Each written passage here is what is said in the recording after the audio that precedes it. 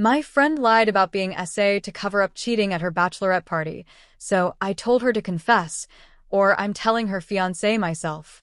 My 21F friend, 20F, is acting very odd.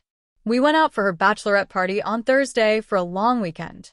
Last night was the main party, where we all went out with her and her little bride-to-be veil and sash. It was all going great. She was having a good time. The point was for all of us to have a good time together, but after a while, she disappeared for a good hour. I, along with another friend in the bridal party, went out looking for her. We couldn't find her, but she texted us back saying she'd see us at the Airbnb we were staying at and that she just wanted some time to herself, so we didn't push her.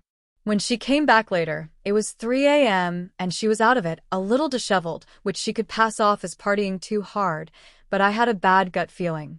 My first thought was because she seemed closed off that someone had done something bad to her.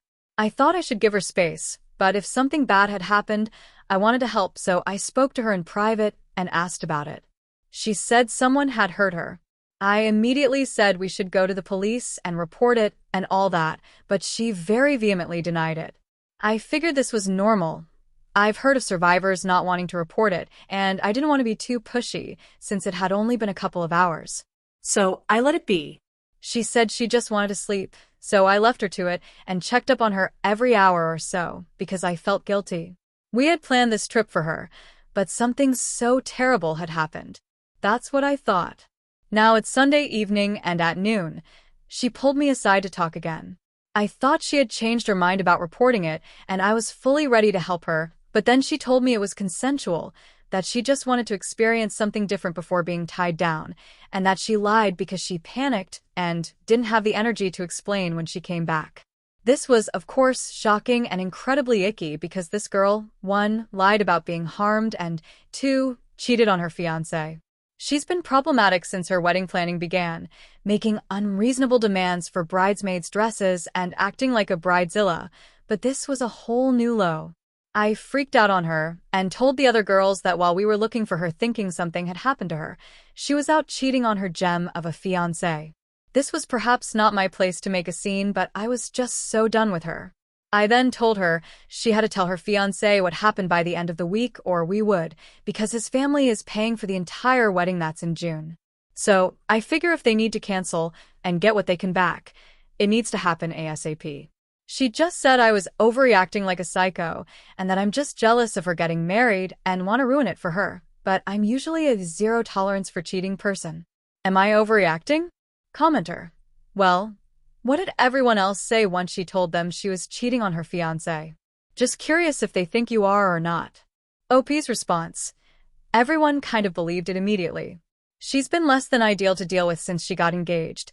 It's like a new side of her as a bridezilla, and she started crying and saying it was a mistake, so she essentially confirmed it to everyone. Commenter. How did she get into a bar at 20? OP's response. We're in the UK, the age limit is 18, but we were at a pub where there is no age limit on entry, only on serving alcohol. Commenter. They're young. He probably cheated at his bachelor party too, but there's some underlying jealousy issues going on with you. You didn't have to bust her out and tell everyone. I think you knew what was up and couldn't wait to ruin her in front of everybody. And her fiancé. Is she your friend or is he? Are you in love with her fiancé? She was out cheating on her gem of a fiancé. Did the others react like you when you freaked out and told them? I mean, you guys probably saw her talking to someone before she disappeared. You had nothing but negative things to say about her and how she's been acting and how she's such a bridezilla. You can tell her fiancé, but don't be surprised if it backfires and he still marries her. You're not a good friend. How are you even in her wedding? Not saying what she was good, and I don't think she should be getting married. OP's response. Projecting so heavily is crazy. Update same day. So, guys, I had such an overwhelming response, but also an unfortunate number of others thought I was oh so bad for being mad over my friend lying about SA and for being against infidelity. So I decided to expedite telling her fiancé after reading the influx of comments justifying me telling him. I decided to email him with a draft I had typed earlier when she told me about this, but didn't know if I should have sent. I shared everything I knew of what happened and was told, and asked him to check with the girls as well if he had doubts, along with a link to this post. He hasn't responded yet, and I don't know what I'd say if he did, because I'm not very close to him.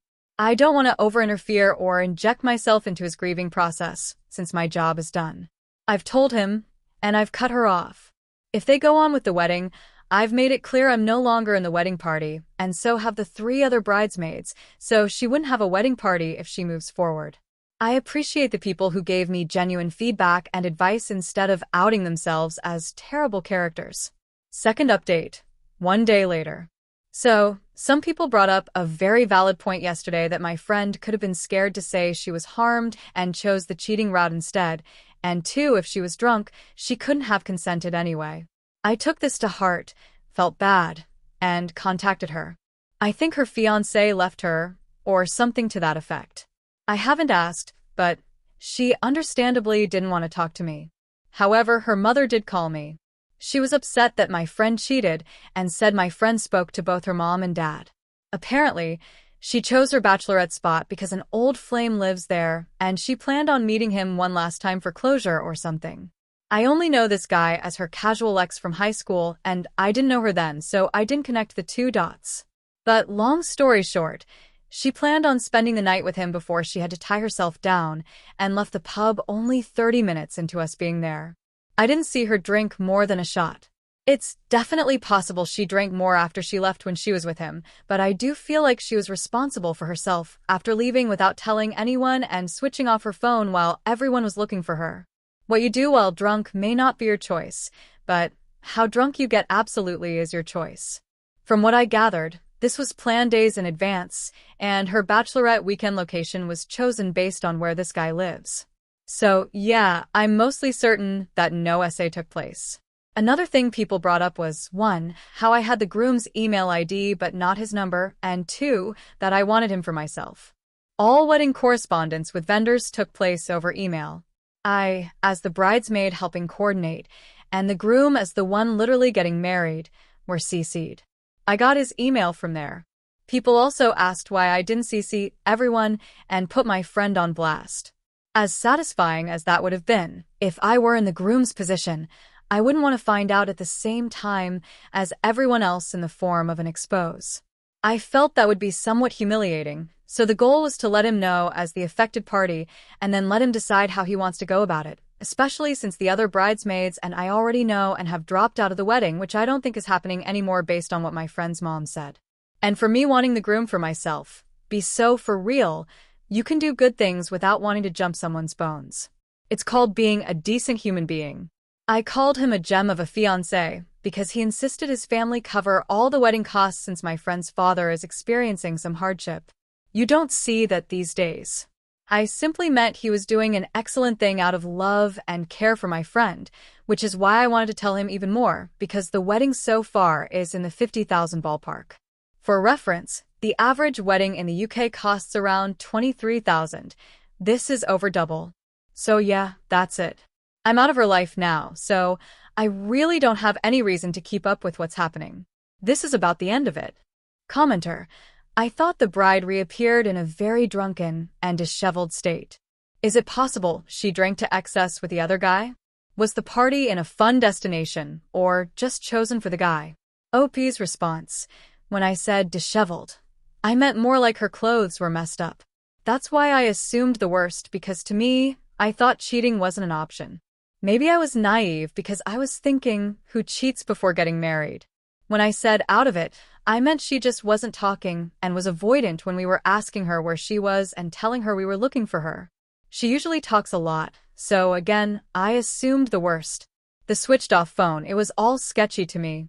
I think she may have drunk more with the guy, but she planned days in advance to see him. The location was about as fun as you can get in the UK.